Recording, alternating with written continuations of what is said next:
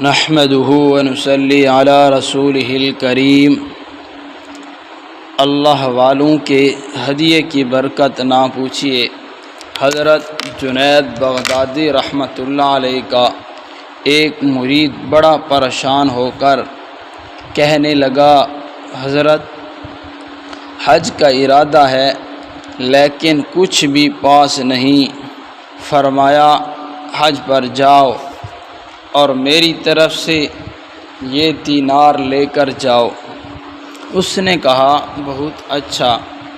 وہ حضرت رحمۃ اللہ علیہ سے دینار لے کر باہر نکلا۔ ابھی بستی کے کنارے پر ہی تھا تو دیکھا کہ ایک قافلہ جا رہا ہے۔ اس نے بھی قافلے والوں کو سلام کیا۔ انہوں نے جواب دیا۔ پوچھا بھائی بتاؤ کہاں کا ارادہ ہے؟ انہوں نے کہا کہ حج پر جا رہی ہیں۔ اس نے کہا کہ میں بھی حج پر جا رہا ہوں مگر میں تو پیدل چلوں گا۔ وہ کہنے لگے کہ ایک آدمی نے ہمارے ساتھ جانا تھا، وہ بیمار ہو گیا جس کی وجہ سے وہ پیچھے رہ گیا ہے۔ اس کا اونٹ خالی ہے، آپ اس پر سوار ہو جائیں۔ یہ شخص اونٹ پر بیٹھ گیا۔ اب جہاں قافلے والے رکتے اور کھانا پکاتے، اس کو مہمان سمجھ کر ساتھ کھلاتے۔ پورا حج کا سفر اسی طرح طے کیا۔ آخر کار ان کے ساتھ حج کر کے واپس آیا اور بستی کے کنارے پر انہوں نے اسے اتارا۔ اس کو کہیں بھی خرچ کرنے کی ضرورت پیش نہ آئی۔ شیخ کی خدمت میں حاضر ہوا، کہنے لگا حضرت عجیب حج کیا، میں تو مہمان ہی بن کر پھرتا رہا اور اب یہاں پہنچ گیا ہوں۔ حضرت نے فرمایا کہ تمہارا کچھ خرچ ہوا؟ عرض کیا کہ کچھ بھی خرچ نہیں ہوا۔ فرمانے لگے میرا دینار واپس کر دو۔ اللہ والوں کا ایک دینار بھی خرچ نہیں ہوتا۔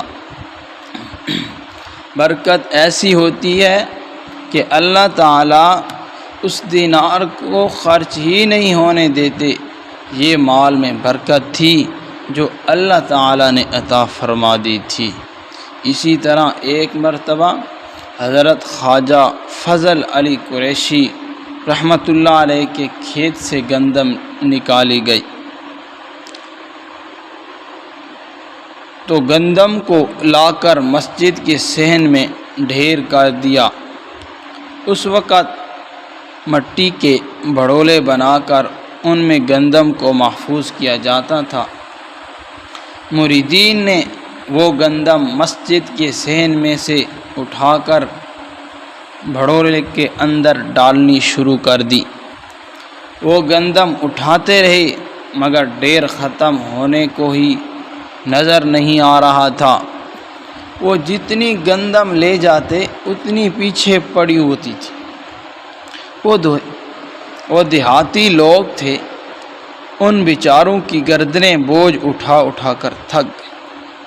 حضرت خواجہ عبد المالک صدیقی رحمۃ اللہ علیہ بڑے عقل مند تھے، وہ بھی اصل حقیقت سمجھ گئے۔ چنانچہ وہ حضرت قریشی رحمۃ اللہ علیہ کی خدمت میں حاضر ہوئے اور آ کر عرض کرنے لگے، حضرت جو برکت یہاں ظاہر ہو رہی ہے وہ اندر جا کر ظاہر نہیں ہو سکتی۔ حضرت نے فرمایا بھائی مسئلہ کیا ہے؟ عرض کیا حضرت گندم اٹھا اٹھا کر گردنیں تھک گئی ہیں، اب تو صرف ٹوٹنی رہ گئی ہیں، لہٰذا مہربانی فرما کر توجہ فرما دیں۔ حضرت نے فرمایا چلو اٹھاتے ہیں۔ چنانچہ قریشی رحمۃ اللہ علیہ کے ساتھ آئے اور سب نے گندم اٹھائی اور حضرت نے بھی تھوڑی سی اٹھائی اور ایک ہی مرتبہ وہ ساری گندم اندر چلی گئی۔ اللہ اکبر۔ اسی طرح خواجہ نظام الدین اولیاء رحمہ اللہ کو جب خلافت ملی تو وہ حضرت خواجہ رسن کے مزار پر 40 دن تک معتکف رہے۔ اسی دوران انہوں نے پھولوں کی ایک بیل دیکھی جو تازہ تازہ لگائی گئی تھی۔ وہ بیل چند دنوں میں بڑی ہو گئی۔ ایک دن جب دیکھا کہ پھول بھی لگ چکے ہیں تو دعا مانگی، رب کریم، اتنے دنوں میں ایک بیل پر بھی پھول لگ گئے ہیں، میں تیری عبادت میں یہاں بیٹھا ہوں، اے اللہ میرے اندر بھی تقویٰ کے پھول لگا دے۔ ان کی دعا ایسی قبول ہوئی کہ 40 دن مکمل کر کے جب نکلے تو راستے میں ایک مجذوب سے ملاقات ہوئی۔ اس نے توجہ دی اور آپ کا معاملہ ہی کچھ اور بن گیا۔